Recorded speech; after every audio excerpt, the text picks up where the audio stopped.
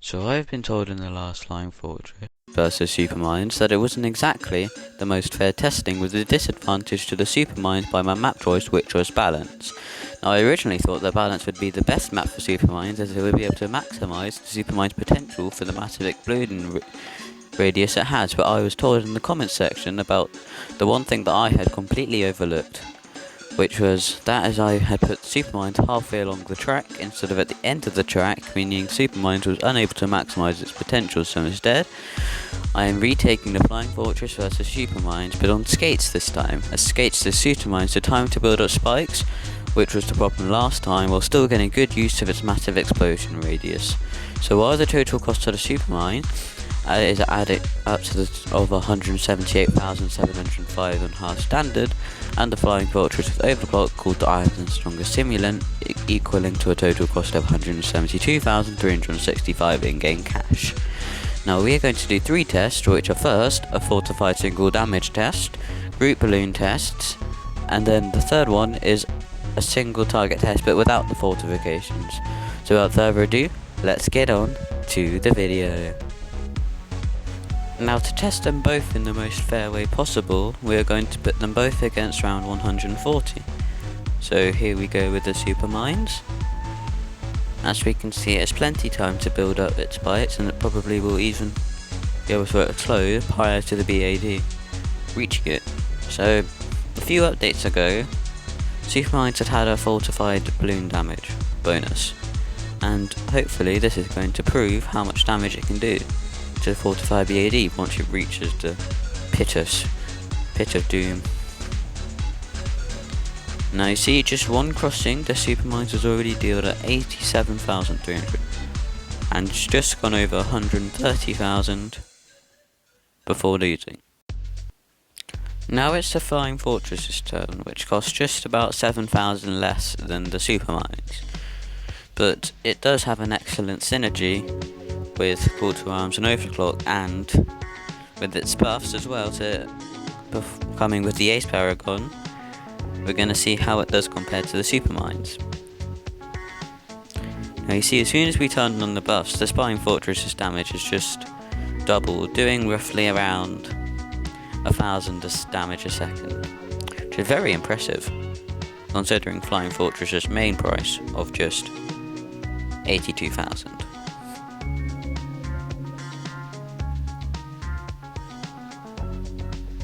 So it might even be able to pop the fortified PAD, but it probably won't be able to pop the insides.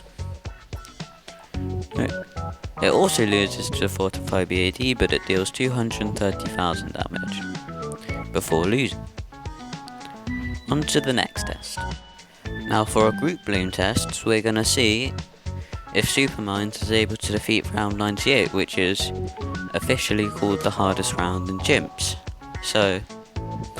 And as the Supermines would quite obviously obliterate round 98, I've added 50% more mob speed, 50% more mob health, and I've doubled the ceramic health. Let's see how it does.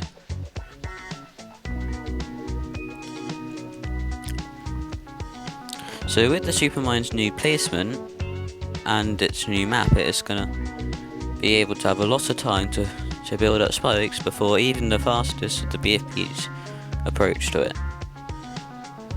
So I assume, with its massive explosion radius, once the BFBs start hitting it, it's going to be able to deal damage to everything else, all the other balloons. And as you see, it takes out the fortified BFBs no problem, and it is able to handle the zero MGs. Alright, let's see how the Flying Fortress does. Now the Flying Fortress's turn. Now, to be honest, round 98 is quite a hard round, and I feel like as long as it is able to survive until the Call to Arms ability and the Overclock ability comes up, it should be fine. But it is quite a hard round, so let's see how it does.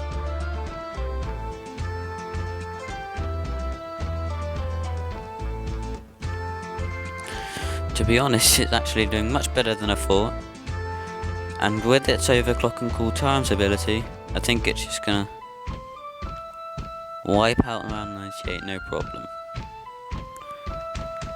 So this So this comes to show that the Supermines and the Flying Fortress are both very good against group balloons. And to be honest, I thought the Supermines would have the advantage with its group balloon potential, but it turns out this is okay to use both of them against group balloons. And for our final test, this is going to be against singular balloon damage, and you're going to do round 100, as it means the Supermines will not get the bonus fortified damage. So to make it fair, I've made sure that the BAD has 3 times the amount of health and is 50% faster. To be honest, I think this will be a walk in the park for both of the towers, considering how much damage they did to round 140.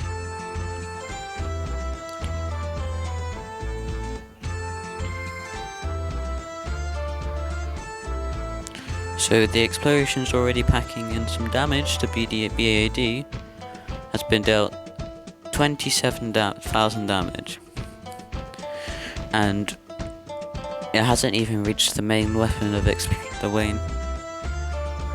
main attack yet. And you can see the Supermine's damage just spiking up as soon as the BAD enters range, and it is able to take it out with ease as soon as it reaches the pit of doom. Now for the Flying Fortress, I feel like this will also do quite a good job against round 100. With all its bombs and darts being able to home in on one balloon rather than spreading out, means it should be able to do quite good single target damage. So we'll be using the call to arms and overclock ability as soon as they come off cooldown. And we can see the damage spike up.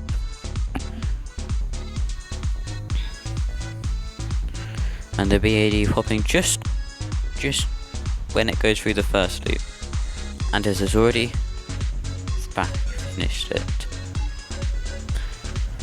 So in conclusion, I think the Flying Fortress and the Supermines are quite strong towers, and well, it seems like the Flying Fortress is a little stronger in fortified BAD damage and just single target damage in general, but you'd only use these towers in a late game scenario, and with all the separate buffs you have to give the Flying Fortress, it's going to take up quite a lot of space compared to the Supermines, where you can just place it down and let it be. So honestly, if you're not going into super late game, I think super buff Flying Fortress is always an option, but if you're going into super late game, by the time you reach then, both of them will be an option. They are both very good towers, but I think Flying Fortress just wins overall in this test. Thank you all for watching my video, and I'll see you tomorrow. Bye.